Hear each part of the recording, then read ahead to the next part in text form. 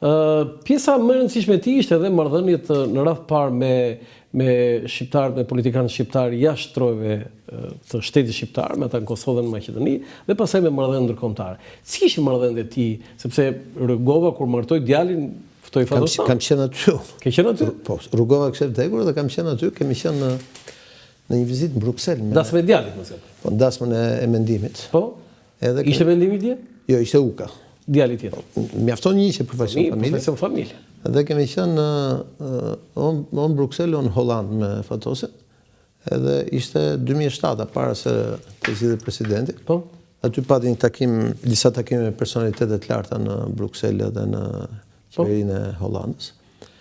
Edhe ka qenë dhe Joana, madje më kujtohet se ka qenë 15 maj ditëlindja, jo 17 maj ditëlindja e Joanës, 16 maj diçka e tillë. Edhe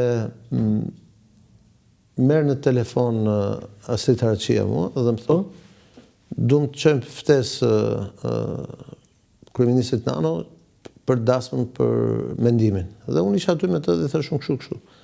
Dhe jemi nisur nga Gjermania, kemi me vetur nga Holanda në Gjermani, dhe jemi nisur nga Düsseldorfi me fluturim direkt në Prishtinë. Dhe ata na vunë në tavolinën kryesore, tavolinën e nderit Fatostanës. Pse? Sepse Fatosi, një vit më parë, një vit e gjysmë më parë, një vit e 4 muaj më parë, shkuam në varrimin e Ibrahim Rrugovës. Jo me atë avionin që shkuan gjithë të bashkë, por kam qenë unë, Taulant Balla, Joana, Fatosi, gjithmonë Timon Fatosi, edhe shkuam në varrimin e Rrugovës, bëm ato nderimet, madje atë natë shkuam edhe takuam në Ramushin në shtëpi, ishte në arrest shtëpie nga Haga. Se Ramushin në ato periudhë që ishte kryeministri ishte Nano këtu atëherë.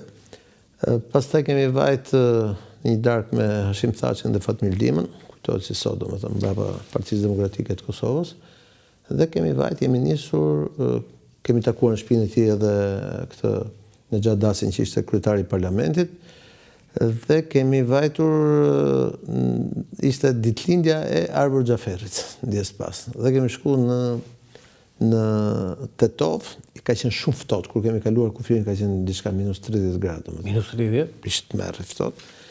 Dhe aty na ka prit Arbi me menduin dhe kishte ditëlindjen tek restorant Dora, sepse Fatos ishte njeri që e doni njerëzit shumë, edhe këta që kishte edhe, sepse për te marrëdhënies politike kishte shumë marrëdhënie personale.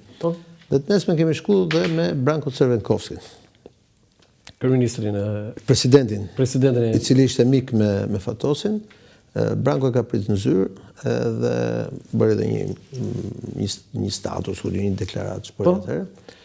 Dhe pastaj në darkë kur u kthyem, rastisht takuam kufi, ja kujtova dje Lulzim Bashës, apo po e mbaj mend. Kujt? Lulzim Bashës.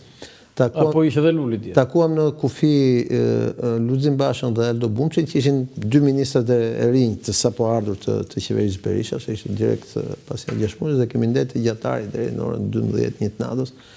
Dhe ata hynë me paragjykime dhe dolën kështu të manitur nga mençuria dhe nga bisedat politike të Fatosit, i cili arritet koordinonte edhe këtë gjë, dhe ki parasysh që ata në moshë me mua. Normal, më do manite jo Ilir tani se për në çuditën. Ata në moshë me mua, po kishin qenë ata që deri 6 muaj përpara çfarë kishin thënë për Fatosin, kupton? Sepse ishte po marrëdhëniet me ndërkombëtarët, me personalitetet, se ai ka pasur një kontakt jashtëzakonshëm. Ai kishte marrëdhënie të posaçme personale të mira me Recep Tayyip Erdoganin. Dhe ai ka ftuar në dasmën e djalit. Me Silvio Berlusconi. Me Silvion. Me Schröder. Me Schröderin, kishte me Massimo D'Alemën, kishte ka pas me Kraksin dikur, do me thënë, me këta, me Bushin. Me Papandreou. Me Bushin ishte marrëdhënie politike, ato rrinë, them këto marrëdhënie personale. Personale, i kishte personale. Ai kishte marrëdhënie personale me njerëz cilët vërtet, do me thënë... A pati familja ngushëllime dhe nga personalitetet e huaja, Ilir? Nuk e di, nuk mund të them. Di që ka patur, por nuk e di saksisht kush i qyshte, këto janë gjëra që menaxhohet familja. Edhe pse familja ka menaxhuar me shumë kujdes gjithë procesin, duke ruajtur edhe atë. Cili politikan këtu në Shqipëri është treguar më mirënjohësi ndaj Fatostanës? Sepse ai ka produktet politike të tij janë që nga Edi Rama, se Edi Rama është produkti i tij politik.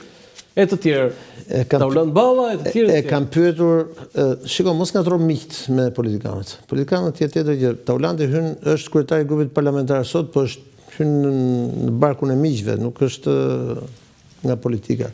Kam pyetur një herë Fatosin, kështu, mikun tim i kemi thënë, në fakt i tha ky miku im, i tha, po mirë tha, nuk kene gabim ti tha që su që të dolen gjithë ta mos mirënjohës, edhe i tha gjotha.